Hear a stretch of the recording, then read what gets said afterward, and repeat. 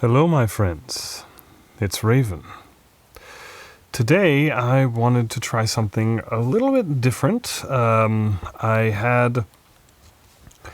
I had a thought about something I could do regarding further stories. Now, I'm going to be doing something called Story Snapshot, which is going to be versus an entire story as per what is usual in a video or a fully casted video.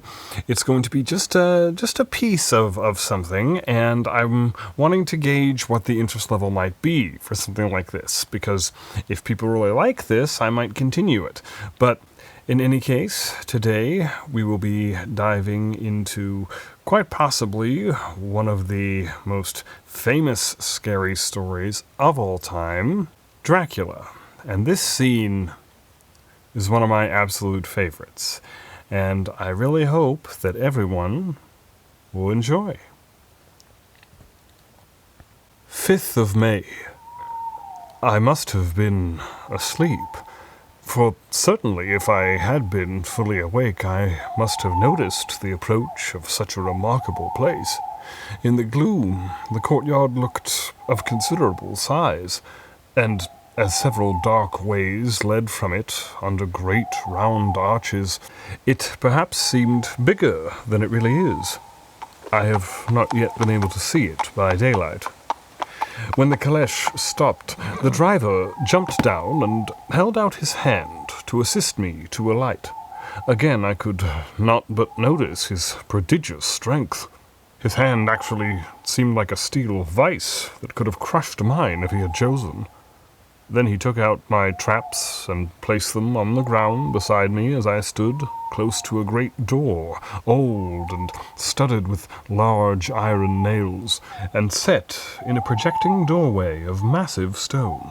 I could see, even in the dim light, that the stone was massively carved, but that the carving had been much worn by time and weather. As I stood, the driver jumped again into his seat and shook the reins. The horses started forward, and trap and all disappeared down one of the dark openings. I stood in silence where I was, for I did not know what to do. Of bell or knocker there was no sign. Through these frowning walls and dark window openings it was not likely that my voice could penetrate. The time I waited seemed endless, and I felt doubts and fears crowding upon me. What sort of place had I come to, and among what kind of people? What sort of grim adventure was it on which I had embarked? Was this a customary incident in the life of a solicitor's clerk, sent out to explain the purchase of a London estate to a foreigner? Solicitor's clerk. Mino would not like that. Solicitor. For just before leaving London, I got word that my examination was successful, and I am now a full-blown solicitor. I began to rub my eyes and pinch myself to see if I were awake. It all seemed like a horrible nightmare to me, and I expected that I should suddenly awake and find myself at home, with the dawn struggling in through the windows, as I had now and again felt in the morning after a day of overwork. But my flesh answered the pinching test, and my eyes were not to be deceived. I was indeed awake, and among the Carpathians. All I could do now was to be patient, and to wait the coming of the morning. Just as I had come to this conclusion, I heard a heavy step approaching behind the great door, and saw, through the chinks, the gleam of a coming light. Then there was the sound of rattling chains and the clanking of massive bolts drawn back. A key was turned with a loud grating noise of long disuse, and the great door swung back.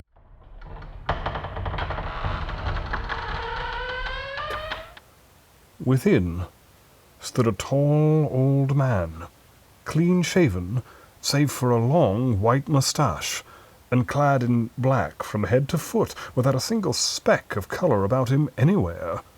He held in his hand an antique silver lamp, in which the flame burned without chimney or globe of any kind, throwing long, quivering shadows as it flickered in the draught of the open door. The old man motioned me in with his right hand with a courtly gesture, saying in excellent English, but with a strange intonation, "Welcome to my house. Enter freely and of your own will." He made no motion of stepping to meet me, but stood like a statue, as though his gesture of welcome had fixed him into stone. The instant, however, that I had stepped over the threshold, he moved impulsively forward, and, holding out his hand, grasped mine with a strength which made me wince, an effect which was not lessened by the fact that it seemed as cold as ice, more like the hand of a dead than a living man. Again he said, "Welcome to my house. Come freely, go safely, and leave something of the happiness you bring."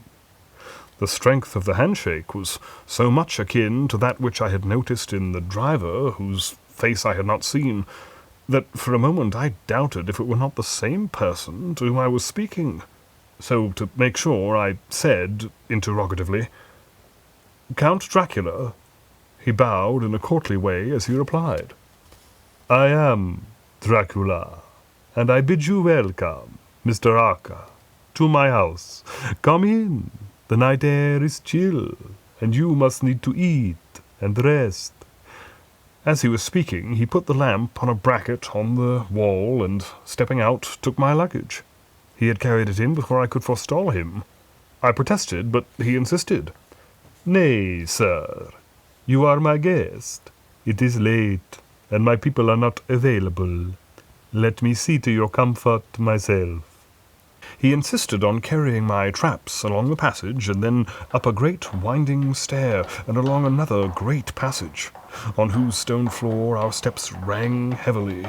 At the end of this he threw open a heavy door, and I rejoiced to see within a well-lit room, in which a table was spread for supper, and on whose mighty hearth a great fire of logs, freshly replenished, flamed and flared. The Count halted, putting down my bags, closed the door, and, crossing the room, opened another door which led into a small octagonal room lit by a single lamp, and seemingly without a window of any sort. Passing through this, he opened another door, and motioned me to enter. It was a welcome sight, for here was a great bedroom, well lighted and warmed with another log fire, also added to but lately, for the top logs were fresh, which sent a hollow roar up the wide chimney. The Count himself left my luggage inside and withdrew, saying, before he closed the door, "You will need, after your journey, to refresh yourself by making your toilet. I trust you will find all you wish. When you are ready, come into the other room, where you will find your supper prepared." The light and warmth of the Count's courteous welcome seemed to have dissipated all my doubts and fears. Having then reached my normal state, I discovered that I was half famished with hunger. So, making a hasty toilet, I went into the other room. I found supper already laid out. My host, who stood on one side of the great fireplace, leaning against the stonework, made a graceful wave of his hand to the table and said, "I pray you, be seated and sup how you please. You will, I trust, excuse me that I do not join you, but I have dined already, and I do not sup." I handed to him the sealed letter which Mr. Hawkins had entrusted to me. He opened it and read it gravely. Then, with a charming smile, he handed it to me to read. One passage of it, at least, gave me a thrill of pleasure. "I must regret that an attack of gout, from which malady I am a constant sufferer, forbids absolutely any travelling on my part for some time to come, but I am happy to say I can send a sufficient substitute, one in whom I have every possible confidence. He is a young man, full of energy and talent in his own way, and of a very faithful disposition. He is discreet and silent, and has grown into manhood in my service. He shall be ready to attend on you when you will during his stay, and shall take your instructions in all matters." The Count himself came forward and took off the cover of a dish, and I fell to at once on an excellent roast chicken, this with some cheese and a salad and a bottle of old Tokay, of which I had 2 glasses, was my supper. During the time I was eating it, the Count asked me many questions as to my journey, and I told him by degrees all I had experienced. By this time I had finished my supper, and by my host's desire had drawn up a chair by the fire and begun to smoke a cigar which he offered me, at the same time excusing himself that he did not smoke. I had now an opportunity of observing him, and found him of a very marked physiognomy. His face was a very strong, aquiline, with high bridge of the thin nose, and peculiarly arched nostrils, with lofty domed forehead and hair growing scantily round the temples, but profusely elsewhere. His eyebrows were very massive, almost meeting over his nose, and with bushy hair that seemed to curl in its own profusion. The mouth, so far as I could see it, under the heavy moustache, was fixed and rather cruel-looking, with peculiarly sharp white teeth. These protruded over the lips, whose remarkable ruddiness showed astonishing vitality in a man of his years. For the rest, his ears were pale, and at the tops extremely pointed. The chin was broad and strong, and the cheeks firm, though thin. The general effect was one of extraordinary pallor. Hitherto I had noticed the backs of his hands as they lay on his knees in the firelight, and they had seemed rather white and fine. But seeing them now close to me, I could not but notice that they were rather coarse, broad, with squat fingers. Strange to say, there were hairs in the center of the palm. The nails were long and fine and cut to a sharp point. As the Count leaned over me and his hands touched me, I could not repress a shudder. It may have been that his breath was rank, but a horrible feeling of nausea came over me, which, do what I would, I could not conceal. The Count, evidently noticing it, drew back, and with a grim sort of smile which showed more than he had yet done his protuberant teeth, sat himself down again on his own side of the fireplace. We were both silent for a while, and as I looked towards the window I saw the first dim streak of the coming dawn. There seemed a strange stillness over everything, but as I listened I heard, as if from down below in the valley, the howling of many wolves. The Count's eyes gleamed, and he said, "Listen to them, the children of the night. What music they make." Seeing, I suppose, some expression in my face strange to him, he added, "Ah, sir, you dwellers in the city cannot enter into the feelings of the hunter." Then he rose and said, "But you must be tired. Your bedroom is all ready, and tomorrow you shall sleep as late as you will. I have to be away till the afternoon, so sleep well and dream well." With a courteous bow, he opened for me himself the door to the octagonal room, and I entered my bedroom. I am in a sea of wonders. I doubt, I fear, I think strange things which I dare not confess to my own soul. God keep me, if only for the sake of those dear to me. 7th of May. It is again early morning, but I have rested and enjoyed the last 24 hours. I slept till late in the day and awoke of my own accord. When I had dressed myself, I went into the room where we had supped and found a cold breakfast laid out, with coffee kept hot by the pot being placed on the hearth. There was a card on the table, on which was written, "I have to be absent for a while. Do not wait for me. D." I set to and enjoyed a hearty meal. When I had done, I looked for a bell so that I might let the servants know I had finished, but could not find one.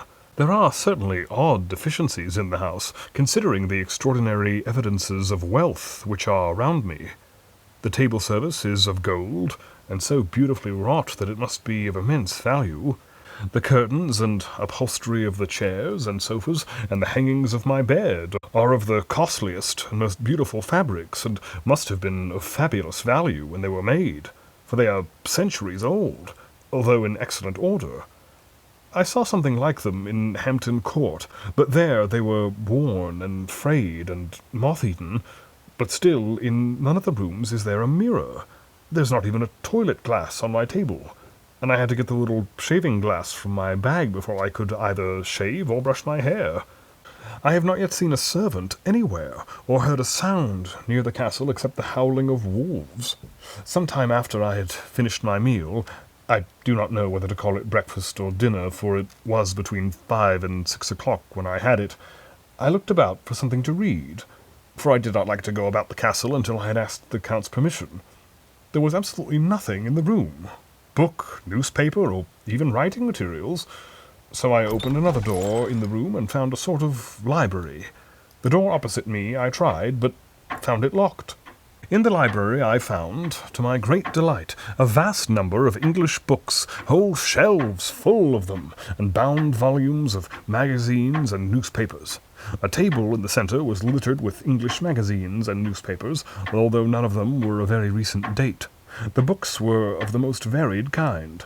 History, geography, politics, political economy, botany, geology, law, all relating to England and English life and customs and manners. There were even such books of reference as the London Directory, the Red and Blue books, Whitaker's Almanac, the Army and Navy lists, and, it somehow gladdened my heart to see it, the Law list. Whilst I was looking at the books, the door opened, and the Count entered. He saluted me in a hearty way, and hoped that I had a good night's rest. Then he went on. "I am glad you found your way in here, for I am sure there is much that will interest you. These companions," and he laid his hand on some of the books, "have been good friends to me, and for some years past, ever since I had the idea of going to London, have given me many, many hours of pleasure. Through them I have come to know your great England, and to know her is to love her. I long to go through the crowded streets of your mighty London, to be in the midst of the whirl and the rush of humanity, to share its life, its change, its death, and all that makes it what it is. But alas, as yet I only know your tongue through books. To you, my friend, I look that I know it to speak." "But, Count," I said, "you know and speak English thoroughly." He bowed gravely. "I thank you, my friend, for your all too flattering estimate, but yet I fear that I am but a little way on the road I would travel. True, I know the grammar and the words, but yet I know not how to speak them." "Indeed," I said, "you speak excellently." "Not so," he answered. "Well, I know that did I move and speak in your London, none there are who would not know me for a stranger. That is not enough for me. Here I am noble, I am boyar. The common people know me, and I am master. But a stranger in a strange land, he is no one. Men know him not, and to know not is to care not for. I am content if I am like the rest, so that no man stops if he see me, or pause in his speaking if he hear my words. Ha ha, a stranger! I have been so long master that I would be master still, or at least that none other should be master of me. You come to me not alone as agent of my friend Peter Hawkins of Exeter, to tell me all about my new estate in London. You shall, I trust, rest here with me a while, so that by our talking I may learn the English intonation, and I would that you tell me when I make error, even of the smallest, in my speaking. I am sorry that I had to be away so long today, but you will, I know, forgive one who has so many important affairs in hand." Of course, I said all I could about being willing and asked if I could come into that room when I chose. He answered, "Yes, certainly," and added, "You may go anywhere you wish in the castle, except where the doors are locked, where of course you will not wish to go. There is reason that all things are as they are, and did you see with my eyes and know with my knowledge, you would perhaps better understand." I said I was sure of this, and then he went on. "We are in Transylvania, and Transylvania is not England. Our ways are not your ways, and there shall be to you many strange things. Nay, from what you have told me of your experiences already, you know something of what strange things there may be." This led to much conversation, and as it was evident that he wanted to talk, if only for talking's sake, I asked him many questions regarding things that had already happened to me or come within my notice. Sometimes he sheered off the subject or turned the conversation by pretending not to understand, but generally he answered all I asked most frankly. And then, as time went on, and I had got somewhat bolder, I asked him of some of the strange things of the preceding night, as, for instance, why the coachman went to the places where he had seen the blue flames. He then explained to me that it was commonly believed that on a certain night of the year, last night, in fact, when all evil spirits are supposed to have unchecked sway, a blue flame is seen over any place where treasure has been concealed. "The treasure has been hidden," he went on, "in the region through which you came last night. There can be little doubt, for it was the ground fought over for centuries by the Wallachie, the Saxon, and the Turk. Why, there is hardly a foot of soil in all this region that has not been enriched by the blood of men, patriots or invaders.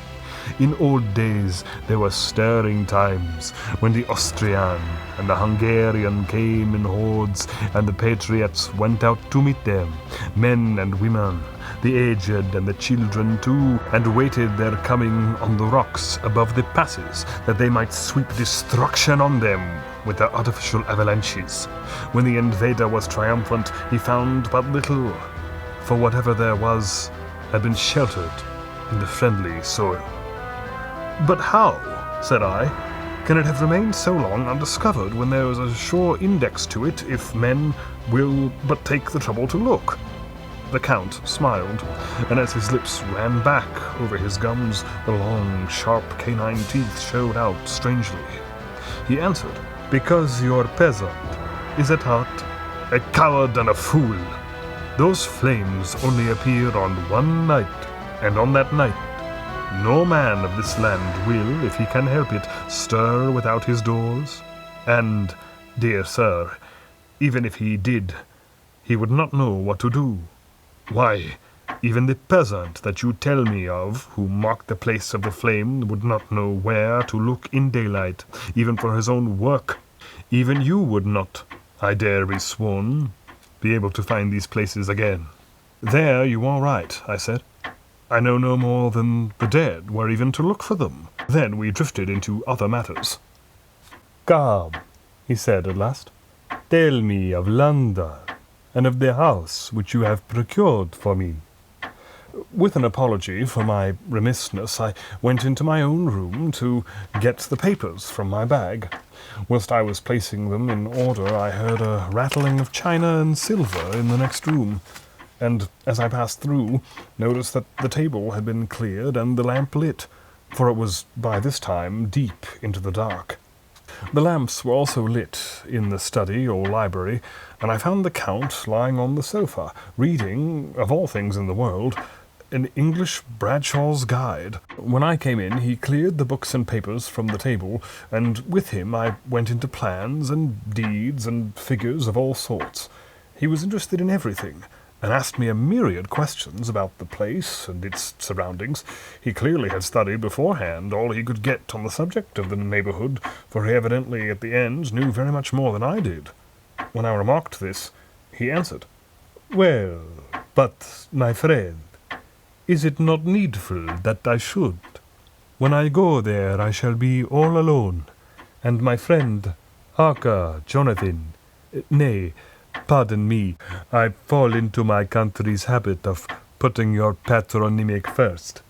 My friend, Jonathan Arca, will not be by my side to correct and aid me. He will be in Exeter, miles away, probably working at papers of the law with my other friend, Peter Hawkins. So, we went thoroughly into the business of the purchase of the estate at Purfleet. When I had told him the facts and got his signature to the necessary papers, and had written a letter with them ready to post to Mr. Hawkins, he began to ask me how I had come across so suitable a place. I read to him the notes which I had made at the time, and which I inscribe here. At Purfleet, on a by-road, I came across just such a place as seemed to be required, and where was displayed a dilapidated notice that the place was for sale. It is surrounded by a high wall of ancient structure, built of heavy stones, and has not been repaired for a long number of years. The closed gates are of heavy old oak and iron, all eaten with rust. The estate is called Carfax, no doubt a corruption of the old quarter-face, as the house is four-sided, agreeing with the cardinal points of the compass. It contains in all some 20 acres, quite surrounded by the solid stone wall above mentioned.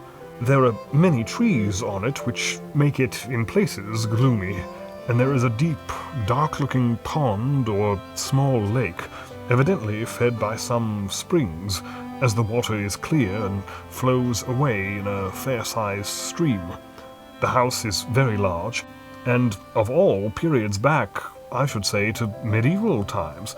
For one part is of stone and immensely thick, with only a few windows high up and heavily barred with iron. It looks like part of a keep, and is close to an old chapel or church.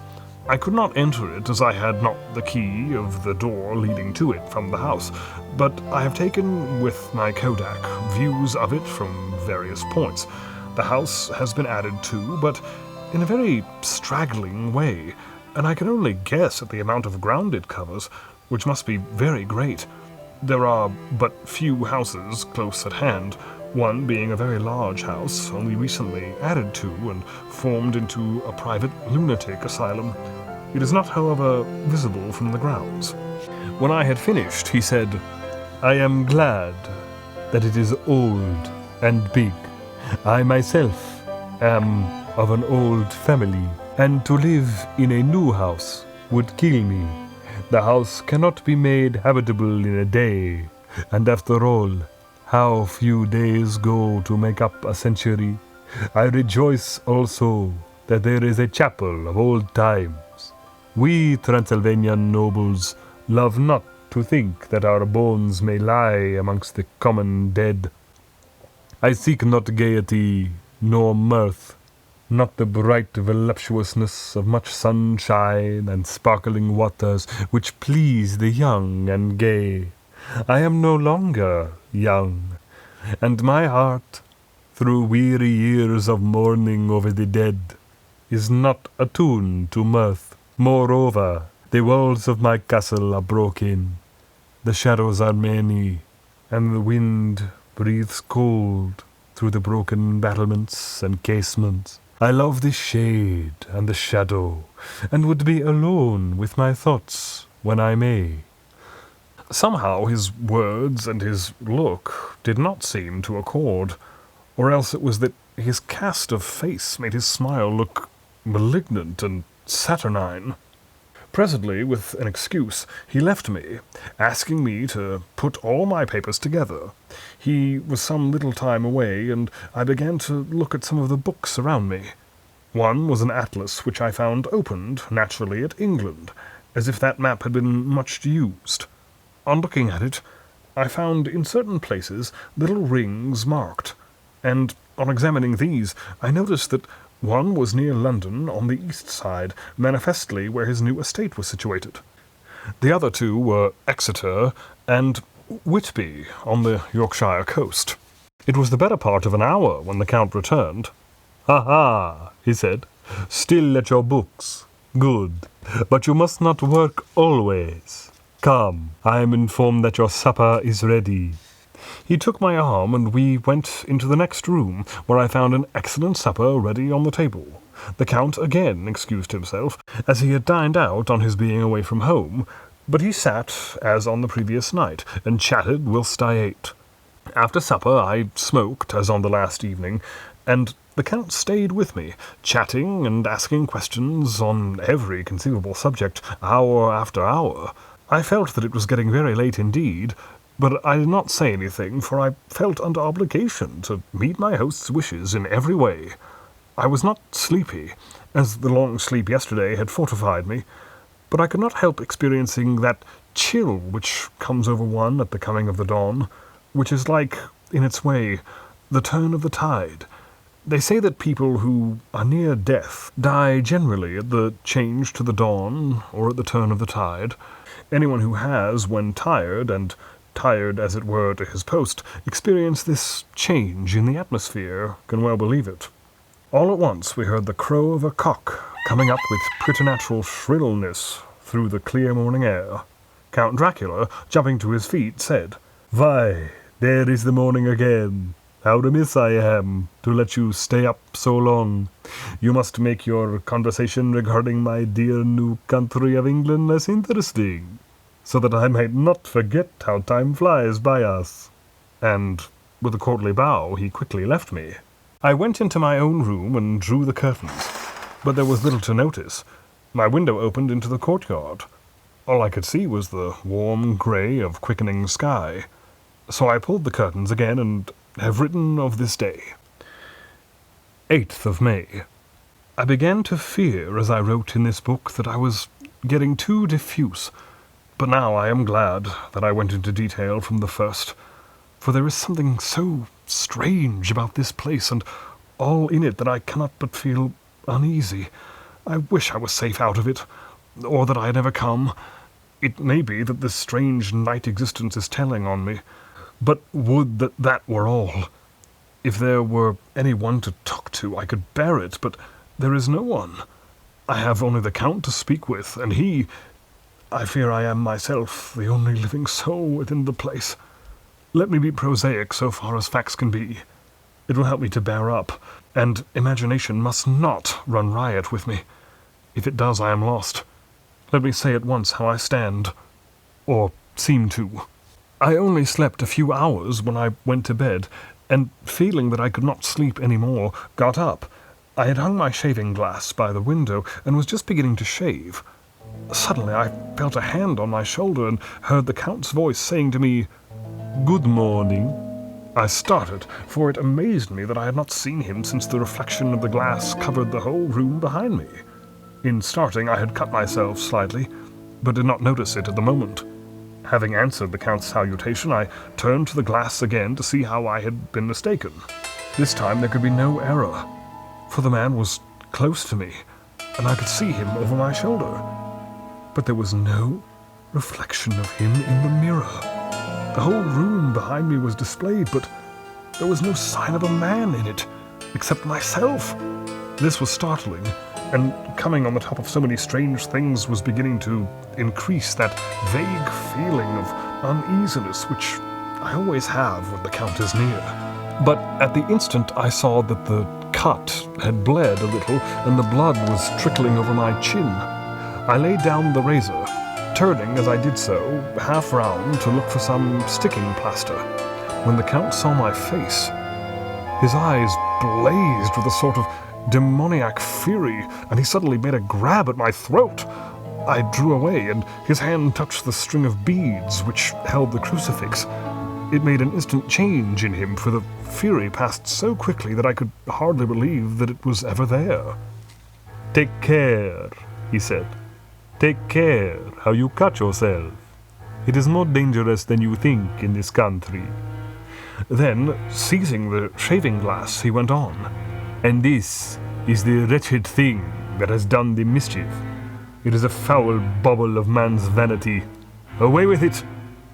And opening the heavy window with one wrench of his terrible hand, he flung out the glass, which was shattered into 1,000 pieces on the stones of the courtyard far below. Then he withdrew without a word. It is very annoying, for I do not see how I am to shave, unless in my watch case, or the bottom of the shaving pot, which is fortunately of metal. When I went into the dining room, breakfast was prepared, but I could not find the Count anywhere, so I breakfasted alone. It is strange that as yet I have not seen the Count eat or drink. He must be a very peculiar man. After breakfast I did a little exploring in the castle. I went out on the stairs and found a room looking towards the south. The view was magnificent, and from where I stood there was every opportunity of seeing it. The castle is on the very edge of a terrible precipice. A stone falling from the window would fall 1,000 feet without touching anything. As far as the eye can reach is a sea of green treetops, with occasionally a deep rift where there is a chasm.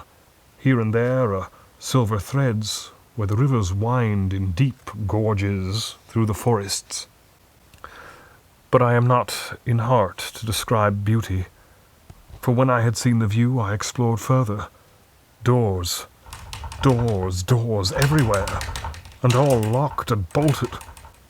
In no place, save the windows in the castle walls, is there an available exit. The castle is a veritable prison, and I am a prisoner. Well, my friends, I hope you all have enjoyed that. Oh, I love this opener so much. His meeting with the Count and his slow descent into nervousness and a little bit of paranoia. Oh, so well written. Such a good story. So if you've not read this one, you might want to. It's a very good one. But in the meantime, I hope that everyone has enjoyed their time here with